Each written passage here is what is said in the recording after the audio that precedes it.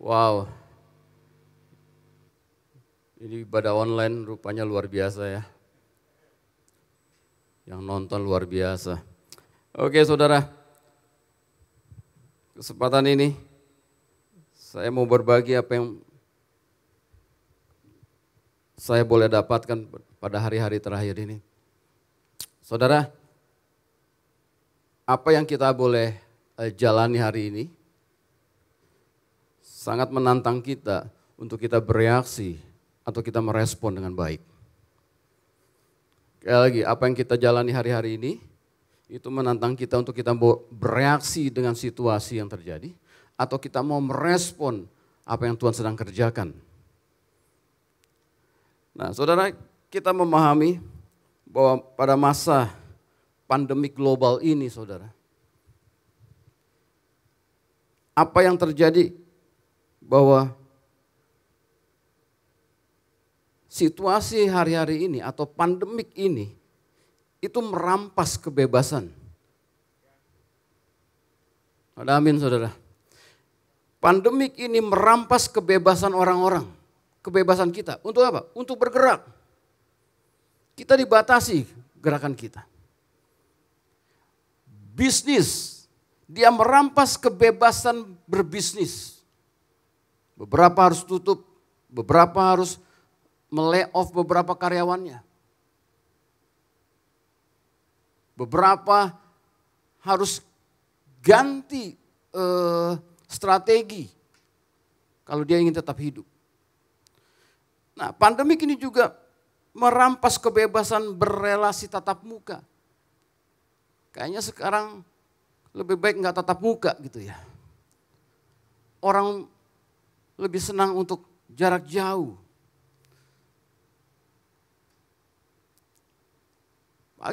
Pagi ini tadi saya berbicara kepada anak saya. Kita makhluk sosial. Keinginan kita berinteraksi. Bahkan bertatap muka. Tapi gara-gara ini kita harus mundur. Benar-benar dia merampas kebebasan kita. Dia merampas kebebasan bergerak kita. Anda bayangkan tuh. Ada orang yang selalu bergerak dari mall ke mall, dari toko ke toko. Hari ini dia harus diam. Betul ya? Dia harus diam. Saya bisa membayangkan betapa rasanya. Apalagi sekarang sudah berapa? Sebulan kurang lebih. Rasanya kaki pengen bergerak. Tapi mana ada mall yang buka? Mana ada toko yang buka? Yang ada supermarket yang buka. Betul ya? Nah, anak saya udah bilang, ini kalau berakhir nih, yang dia lihat Bali katanya. Udah mendambakan sesuatu gitu loh tuh. Ya. Nah saudara, pandemik ini juga merampas rasa aman kita. Kenyamanan kita. Saudara, ada satu kejadian. Saya nggak tahu kalau di lingkungan saudara. Kalau di lingkungan saya ada suspek saudara. Ini baru suspek saudara. Ya, baru suspek tapi rumorsnya sudah ke kiri, ke kanan, ke belakang, ke depan saudara. Sampai tetangga sebelahnya sampai WA. Kamu nggak boleh keluar dulu ya selama 2 bulan katanya. Yang satu tetangga lagi bicara, saya sampai nggak bisa tidur katanya. Karena terbayang ketika waktu itu, kalau ini rumors ini benar, waktu itu ketika bersama-sama, ketemu bersama-sama, berbicara sama-sama, itu terbayang wah jangan-jangan dan jangan-jangan. Sampai nggak bisa tidur, sampai stres saudara. Nah lucunya setelah tes keluar ternyata negatif. Nah, saya melihat benar-benar bagaimana pandemik ini benar-benar merampas rasa nyaman orang dan keamanan orang. Nah saudara, di balik semua yang kita rasakan hari-hari ini, saya percaya Tuhan sedang melakukan sesuatu buat kita semua. Nah, adakah kita sekarang merespon dengan apa yang Tuhan kerjakan, atau kita bereaksi terus dengan semua berita yang kita dengar? Ini pilihan kita. Oleh karena itu saudara, saya coba mengajak saudara dalam beberapa waktu ke depan ini. Apa yang saya boleh dapatkan, apa yang Tuhan taruh dalam hati saya, apa yang ketika saya baca dan tiba-tiba Tuhan berbicara, saya mencoba untuk mengumpulkannya saudara. Dan saya percaya saudara juga bisa mendapatkan yang sama, dan ini boleh menjadi konfirmasi bahwa ini yang Tuhan sedang kerjakan buat kita. Hal yang pertama saudara, saya merasakan bahwa ini ada alarm Tuhan buat kita semua. Ini ada alarm bahwa kedatangannya memang sudah tidak lama lagi. Saudara, kita ingat ketika ada 5 gadis bijak, 5 gadis bodoh. Mereka menantikan mempelai datang. Tapi ketika mereka menantikan, mereka semua tertidur. Tapi ketika kemudian diumumkan mempelai datang, mereka semuanya bangun. Nah, saya melihat alarm berbunyi dan gereja harus bangun dari tidurnya. Saudara, alarm berbunyi, kita harus bangun. Nah, ketika kita bangun, kita mempersiapkan diri kita. Hari-hari ini adalah hari-hari di mana kita mempersiapkan diri kita. Hari ini adalah hari di mana kita mempersiapkan manusia batinia kita, hati kita, pikiran kita. Kita harus mempersiapkan karena Dia sudah memberikan alarm buat kita. Itulah kebaikannya, bahwa Dia tidak membiarkan kita terus terlena dengan segala kesibukan kita. Tapi Dia bangkitkan kita dari semuanya itu supaya kita mempersiapkan diri. Hal yang pertama saudara yang saya lihat. Hal yang kedua saudara, ketika kita boleh mempersiapkan diri untuk hal-hal yang besar yang akan terjadi, kita perlu mengkaji ulang. Atau dengan kata lain gini, situasi yang terjadi hari-hari ini, menurut saya kita harus mengkaji ulang. Karena dalam situasi seperti ini, fokus kita, maksud saya gitu, mengkaji ulang fokus kita. Karena ketika situasi nyaman, kita berkata bahwa fokus kita adalah Tuhan. Tapi benar gak ketika terjadi pandemik ini, saat itu fokus kita tetap pada Tuhan? Bisa jadi fokus kita adalah bukan Tuhan, tapi adalah harta kita, kekayaan kita, bahkan mungkin manusia adalah fokus kita, keluarga kita adalah fokus kita, bisnis kita adalah fokus kita, pelayanan mungkin menjadi fokus kita. Sehingga ketika pandemik terjadi, kita mulai goyang. Kita mulai tergoncang. Tapi kabar baiknya adalah ketika goncangan itu terjadi, kita tahu kita salah fokus. Dan kita dikembalikan pada fokus yang benar. Itulah kebaikannya yang Tuhan berikan. Kebaikan yang pertama Dia bangunkan kita. Tapi kebaikan yang kedua kita tahu Dia merefokus kita. Fokus yang tadinya salah Dia benarkan. Saudara, hari-hari ini fokus kita adalah Dia, hanya Dia. Semua orang ketika ditanya siapa yang bisa memberikan pertolongan, semua tidak tahu. Semuanya hanya menunjuk ke atas. Semuanya hanya Dia saja. Ketika kedokteran tidak tahu bagaimana pengobatinya, semua orang hanya melihat bagaimana Tuhan beracara. Amin saudara. Oleh karena itu saudara, hari-hari ini ketika kita fokus kepada Dia yang adalah sumber iman kita, maka Dia mengalirkan iman itu kepada dalam hidup kita. Dia sumber iman, Dialah iman yang memberikan iman dalam hati kita. Hari-hari ini saudara, hidup dengan iman bukan pilihan. Hari-hari ini hidup dengan iman adalah keharusan. Karena kebergantungan kita kepada Dia adalah bagaimana kita percaya bahwa Dialah Tuhan tempat kita berteduh. Bahwa dialah Tuhan kota benteng kita. Nah, bagaimana dengan kita? Adakah kita bisa melihat bahwa hari-hari ini benar kebaikannya membuat kita bisa fokus benar-benar kepada Dia? Refocus Tuhan berikan kepada saudara dan saya. Nah, yang berikutnya saudara, menarik buat saya. Saya melihat dalam Mazmur pasal yang ke-23. Saya ambil dari versi TPT. Saudara. Mazmur 23 dari versi The Passion Translation. Dikatakan demikian saudara. Tuhan adalah teman terbaikku dan gembalaku. Itu ayat pertama. Tuhan adalah teman terbaikku dan gembalaku. Kenapa? Karena kata ra'ah yang dipakai itu artinya adalah gembala dan juga artinya teman baik. Dalam versi terjemahan baru, dia adalah gembalaku yang baik. Betul ya?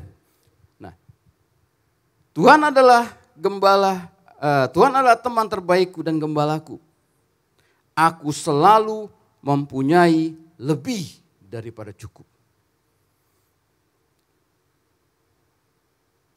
Kalau kita fokus kepada Dia, benar kita fokus kepada Dia, kita tahu dalam hati kita bahwa Dia ada yang selalu memberikan kepada kita lebih daripada cukup. Itu kesaksian roh kita. Kemudian ayatnya berkata, Dia menawarkan tempat peristirahatan untukku di dalam kasih-Nya yang mewah. Wow. Jalan-jalannya membawaku ke oasis damai sejahtera, aliran kebahagiaan yang tenang.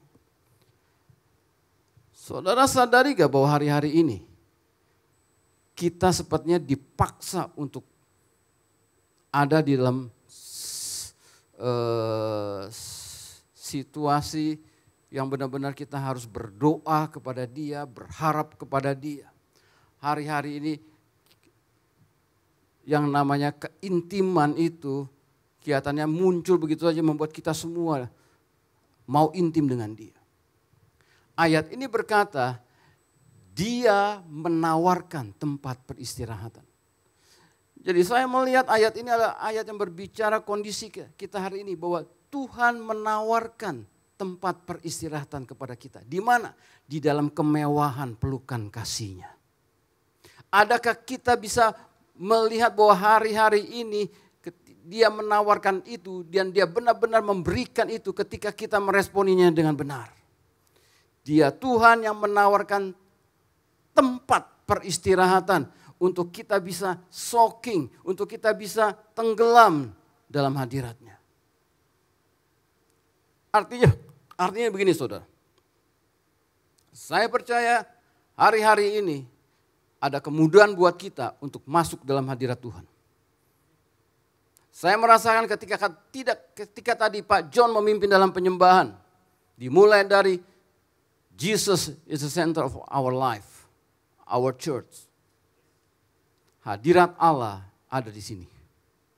Begitu rasanya mudah kita bisa tinggal dalam hadirat Allah. Why? Karena saya tahu Dia menawarkan tempat peristirahatan dalam hadirat-Nya.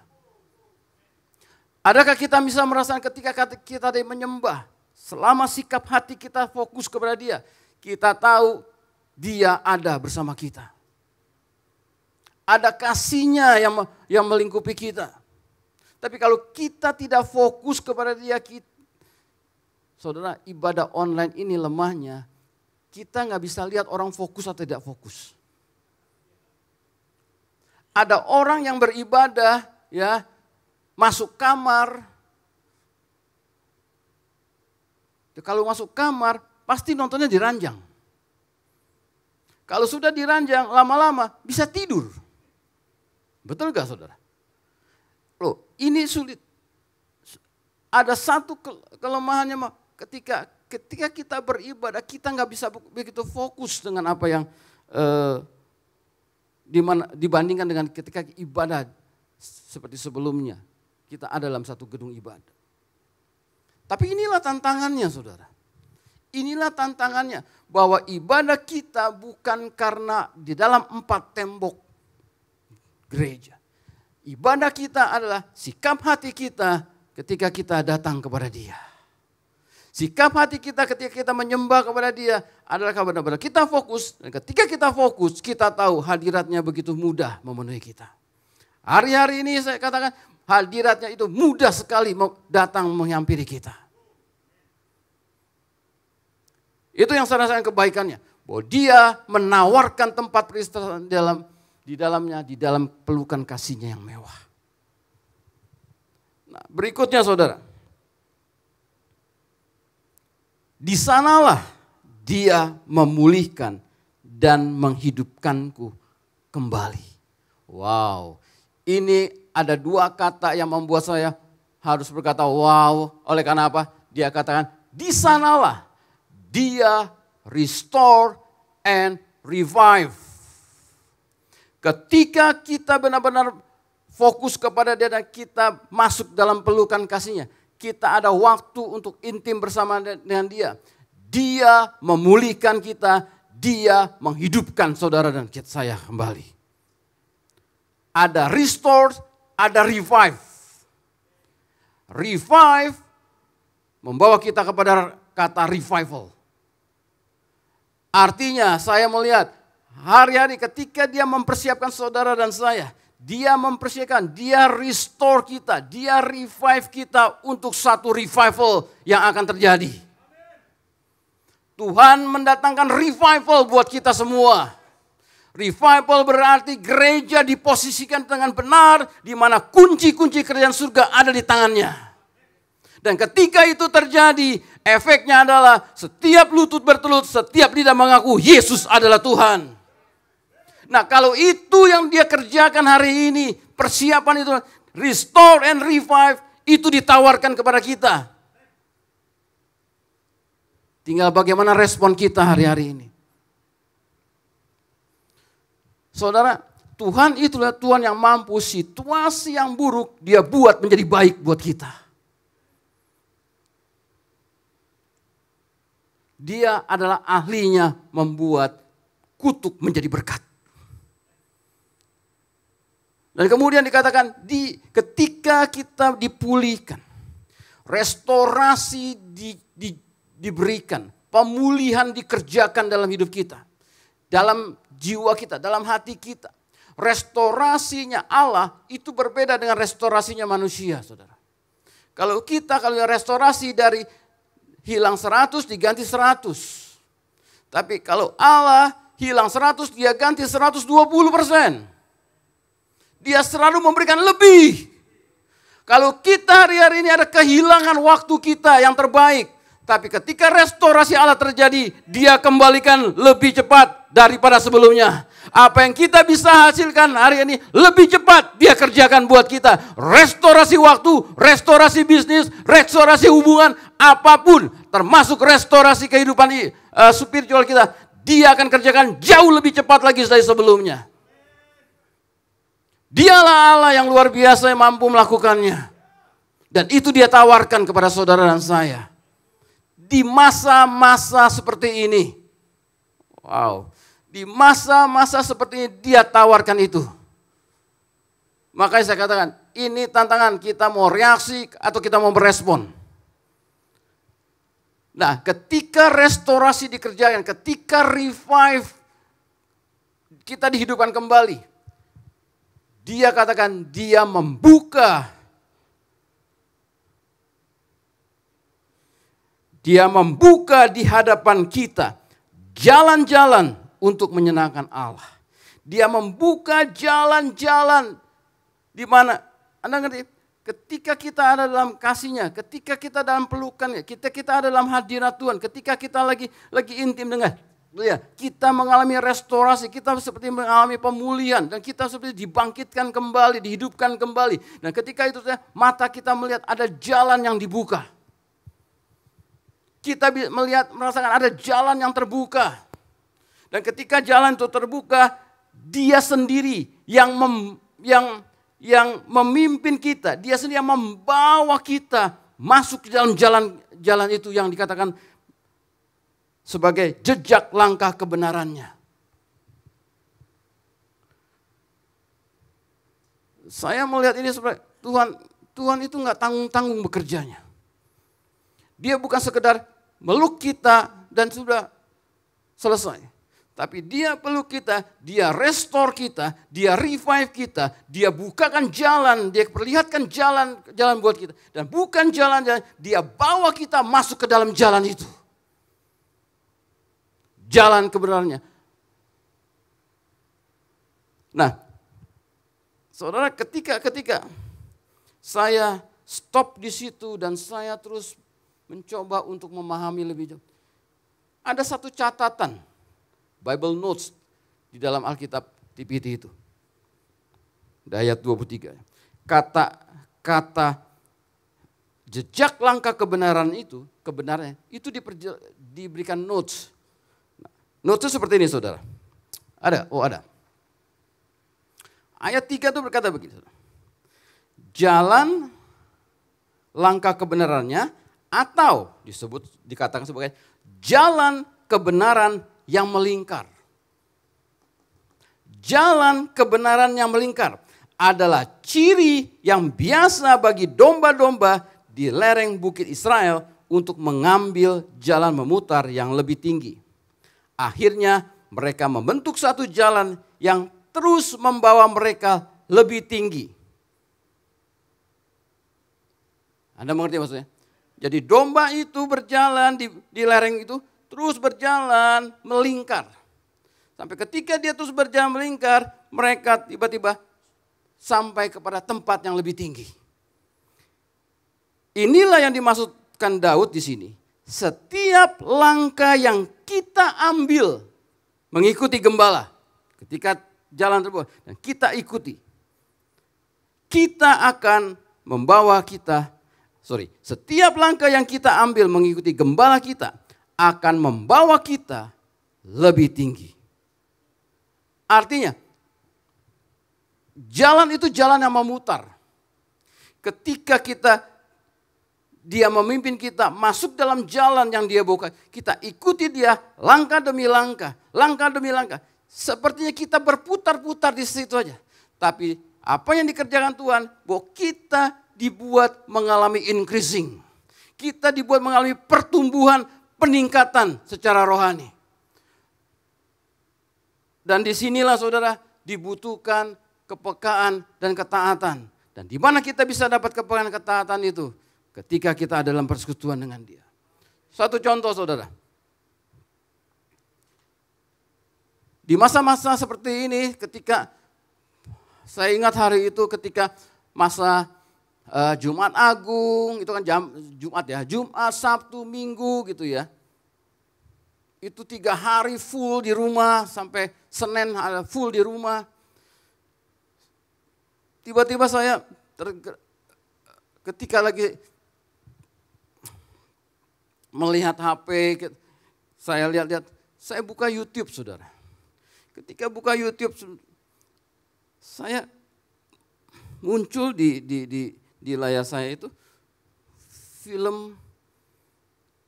satu film yang kalau saya lihat jamnya cuma 1 jam 32 menit. Saudara. Film itu film masa lalu saya saudara. Maksudnya begini saudara, saya ini orang suka akan film silat. Saya ini suka akan cerita silat. Ko Ping Ho itu dulu bacaan saya saudara. Ya, jadi yang namanya Chin Yung segala macam itu dulu bacaan saya saudara. Nah, jadi ketika saya melihat film itu dan judulnya saya tahu, ini saya pernah baca gitu kurang lebih. Jadi saya tonton saudara, saya tonton. Anda tanpa saya sadari ternyata itu film seri yang di-pack jadi dari beberapa episode menjadi panjang gitu saudara. Jadi 1 jam 32 menit. Dan Anda tahu ujungnya pasti membuat kita ketagihan untuk ambil seri berikutnya. Saya ikutin saudara. 1 jam 32 menit, kemudian setelah habis dia bisa langsung dia bisa langsung connect ke berikutnya. Saya lihat lagi, 1 jam 30 menit. Oke, saya ikutin saudara. Saya ikutin. Dan saya masih ingat ceritanya kurang lebih saudara. Jadi saya bilang, nah ini. Terus gitu loh. Tanpa saya sadari satu hari itu 4,5 jam saya habiskan di situ saudara.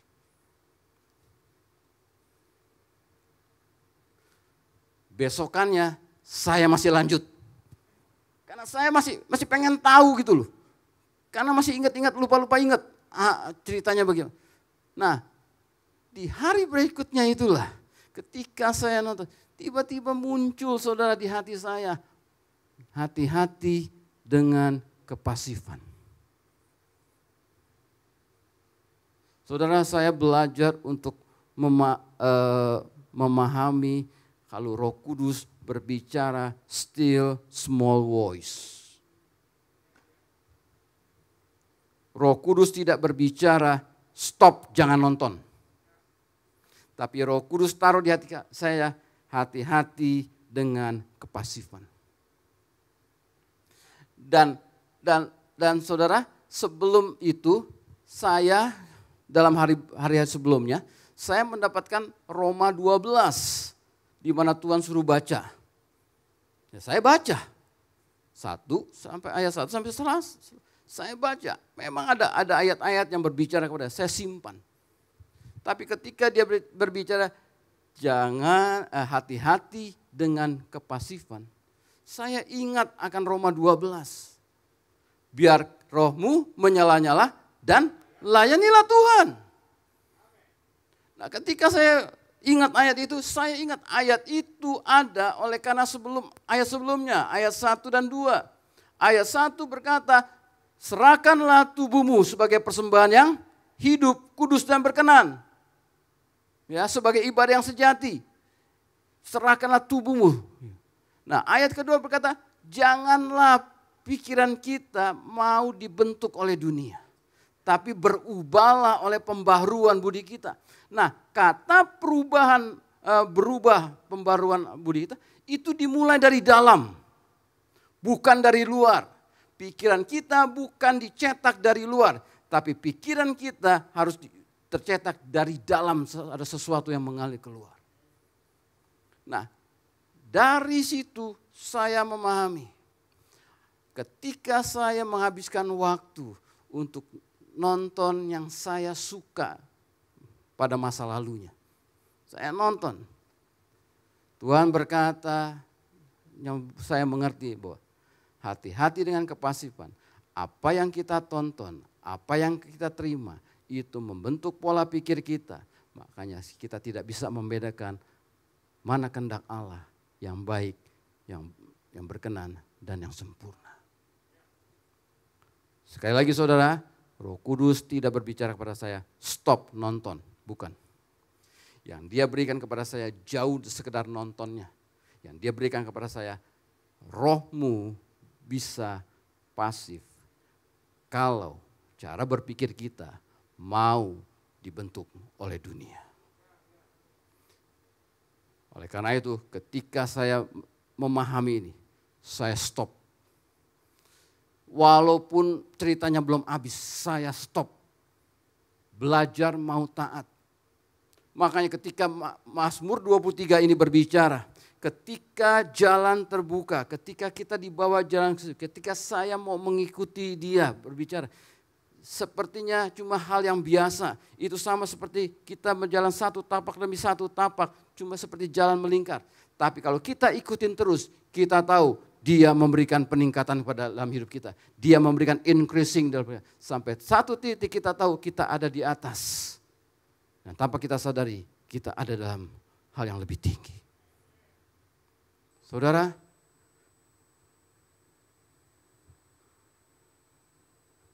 satu kata untuk ini adalah realign. Tuhan menyelaraskan kembali cara berpikir kita. Tuhan menyelaraskan kembali roh kita untuk selaras dengan Dia. Nah, saudara, Kalau dia dalam kebaikannya, dia membangunkan kita kembali dari tidur kita. Mungkin. Bahwa waktunya sudah dekat. Dia mempersiapkan kita. Yang kedua, kalau dia kemudian berkata, fokus kita dibereskan. Refocus boleh ada. Dalam kejadian-kejadian hari ini. Yang ketiga, dia merestorasi kita. Dan keempat, dia merevive kita. Dan kelima, dia realign kita. Dia selaraskan kita kembali. Nah, kalau itu yang Tuhan kerjakan untuk kita. Saya rasa kita harus berespon dengan benar. Karena apa yang dia kerjakan itu pasti memberikan dampak yang terbaik buat kita. Nah, sebagai penutup saudara. Saya ajak saudara membuka dalam Roma pasal yang ke-12. Roma pasal yang ke-12. Firman Allah berkata demikian. Janganlah hendaknya kerajinanmu kendor. Betul ya? Nah, saudara saya ajakkan saudara membuka dalam versi TPT saudara. Kata yang dipakai di situ adalah be enthusiastic. Jadilah antusias. Janganlah hendaknya kerajinanmu kendor. Jadilah antusias. Saudara, janganlah hendaknya kerajinanmu kendor. Bahasa gaulnya apa? Jangan kasih kendor. Betul gak? Jangan kasih kendor. Jangan kasih kendor persekutuanmu dengan Tuhan. Jangan kasih kendor doamu, jangan kasih kendor ibadahmu, jangan kasih kendor. Apapun walaupun ibadah kita online, jangan kasih kendor. Sikap hati yang benar. Karena apa? Hadirat Allah pasti ada bersama kita. Jangan kasih kendor doa kita. Jangan kasih kendor doa pagi kita. Kita akan ada doa pagi saudara. Jangan kasih kendor. Walaupun kita berjumpa di jarak jauh, tapi jangan kasih kendor. Jangan kasih kendor worship night kita. Walaupun mungkin nggak tahu tata caranya, tapi kita tahu kita ambil bagian di situ. Jangan kasih kendor. Why? Karena dari hal yang Tuhan tadi berikan, dia mempersiapkan kita, dia realign kita, restore, revive yang dia kerjakan. Apa yang dia kerjakan itu terjadi di dalam kita. Dan ketika dia kerjakan, dia memberikan satu semangat yang baru dalam hidup kita. Makanya kata, jadilah antusias. Karena apa yang Tuhan sedang kerjakan di antara saudara dan saya. Jadilah antusias. Jangan izinkan kita menjadi kendor. Jangan kasih kendor. Biarlah roh kita terus menyala-nyala melayani dia. Melayani dia bukan hanya dalam gedung gereja.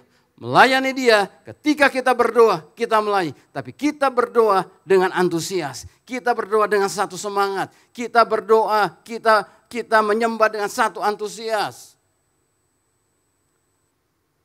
Saudara, respon kita yang benar akan membawa kita mendapatkan sesuatu yang besar dalam hidup kita. Nah, ayat itu kemudian ada yang menarik saudara. Ayat itu kemudian berkata demikian. Biarlah pengharapan, ini dalam versi TPT ya. Biarlah pengharapan ini meluap-luap dalam dirimu. Saudara, ketika Tuhan memberikan semua kebaikannya, harapan muncul dalam hati kita. Kalau dia berkata restore and revive, dan itu untuk suatu revival, harapan muncul dalam hati kita. Kita mau revival itu terjadi. Betul? Pengharapan muncul.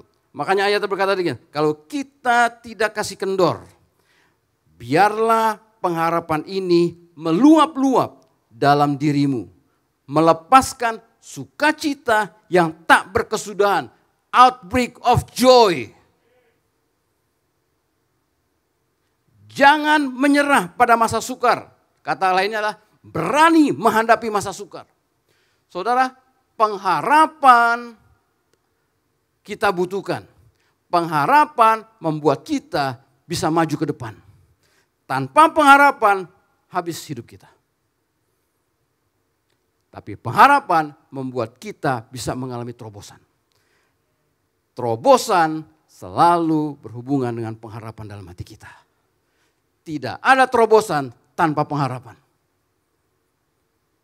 Kita dalam musim breakthrough and blessing, kalau kita boleh antusias, kalau kita boleh menjaga kerajinan kita menjaga roh kita tetap menyala-nyala. Pengharapan meluap-luap muncul dalam hati kita. Dan pengharapan itu menjadi satu kekuatan di mana sukacita meledak dalam hati kita. Outbreak of joy terjadi. Kita juga bisa berseru kepada Dia karena pengharapan yang kita terima, kita bisa berseru, kita bisa deklarasikan apapun yang Dia taruh dalam hati kita. Tuhan adalah Tuhan yang baik, Allah adalah Allah penolongku, aku tidak akan pernah kekurangan, darahnya membelaku, tidak ada satupun virus yang bisa menjamahku. Kalau itu kita bisa terus kerjakan, sukacita meluap, maka shout of victory pun bisa keluar dari mulut kita. Victory karena kita tahu darah Yesus membela kita. Ketika itu semua keluar dari mulut kita, ketika sukacita itu memenuhi diri kita, ketika pengharapan itu juga memenuhi kita, kita adalah orang yang berani menghadapi masa sukar. Kita diperlengkapi Tuhan, kita dikuatkan oleh Tuhan untuk menghadapi masa sukar yang mungkin akan terjadi. Saudara, Tuhan selalu mempersiapkan kita pada hari-hari ini. Apa yang kita akan hadapi di depan? We don't know. Walaupun para analis berkata, resesi mungkin terjadi. Masa kering bisa terjadi. Jangan kehilangan antusias kita atas apa yang Tuhan sedang kerjakan dalam hidup saudara dan saya. Jangan kasih kendor kerajinan kita. Tetaplah beribadah, tetaplah terhubung dengan Dia. Ambil waktu-waktu terbaik kita bersama dengan Dia. Dapatkan suaranya yang memberikan pengharapan kepada kita. Maka kita tahu kalau masa sulit ada, kita berani menghadapinya. Karena apa? Ada terobosan. Terobosan pasti terjadi. Dan kalau terobosan terjadi, blessing itu menjadi bagian kita. Amin saudara. Dan kiranya apa yang bisa saya bagikan ini bisa menjadi konfirmasi dari beberapa saudara yang mungkin mendapatkan hal yang sama. Tapi juga bisa menjadikan sesuatu penghiburan bagi saudara. Bahwa Tuhan kita adalah Tuhan yang sedang bekerja luar biasa, yang tidak meninggalkan kita. Saudara, kita ini tidak dibiarkan mengalami hal-hal yang sulit. Terus maksud saya begini, Dia tidak membiarkan kalau kita jatuh tergeletak, dibiarkan saja. Tapi Dia akan bangkitkan kita. Kita juga akan bangkit bersama Dia. Karena Dialah pengharapan kita. Mari kita berdoa saudara. Bapak, kami boleh mengucap syukur dengan apa yang Kau boleh kerjakan dalam hidup kami pada hari-hari ini Tuhan. Kami berdoa buat understanding daripada-Mu terus bertambah-tambah dalam hidup kami. Ketika kami melihat situasi, ketika kami berdoa, ketika kami membaca firman, ketika kami berhubungan dengan siapapun melalui online jarak jauh Tuhan. Hikmat-Mu, pengertian-Mu membuat kami memahami bahwa Engkau sedang berbicara kepada kami. Buka mata hati kami ketika itu Tuhan, kami bisa melihat jalan dan kami bisa mengikutinya. Dan ketika kami mengikuti, kami tahu increasing sedang terjadi dalam hidup kami Tuhan. Pertumbuhan itu sedang Kau kerjakan dalam kehidupan kami. Tanpa kami sadari, pada akhirnya kami ada di tempat yang tinggi Tuhan bersama dengan Engkau. Kami berdoa biarlah pengharapan-pengharapan yang daripada-Mu terus bermanifestasi Tuhan. Membuat kami berani menghadapi situasi apapun Tuhan. Kau Tuhan yang luar biasa. Kau Tuhan yang bekerja, dari saat ini juga Engkau bekerja Tuhan. Saat ini juga Kau bekerja bagi semua yang mendengarkan. Semua yang terlibat dalam ibadah online ini Tuhan. Engkau sedang bekerja Tuhan. Engkau membalut hati yang saat ini sedang berseru-seru kepada Engkau Tuhan. Dalam satu kekhawatiran, dalam satu ketakutan. Engkau membalut setiap hati dengan kasih-Mu Tuhan. Engkau hadir Engkau hadir di antara mereka dalam tidur mereka Tuhan. Engkau memberikan message-Mu dalam mimpi-mimpi mereka Tuhan. Engkau Tuhan yang mau berbicara kepada kami. Engkau Tuhan yang mau datang sebagaimana Engkau datang menghampiri Adam di Taman Eden Tuhan. Engkau mau melakukan suatu keintiman Tuhan dengan kami.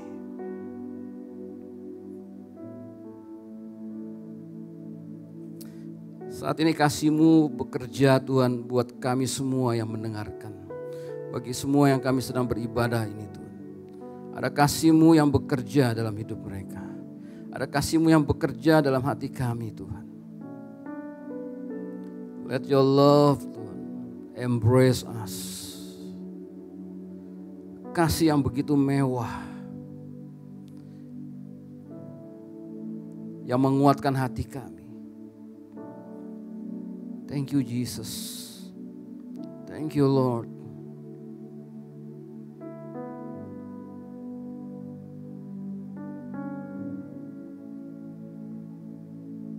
Jesus.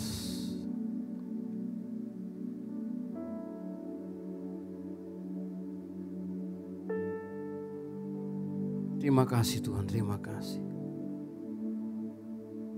Engkau tidak akan stop Tuhan waktu kami berhenti Tuhan. Terus melakukannya Tuhan. Kami mengucap syukur kami punya Allah yang hidup. Yang terus beracara kepada kami. Thank you Jesus. Di dalam nama Tuhan Yesus kami boleh mengucap syukur. Haleluya. Amin.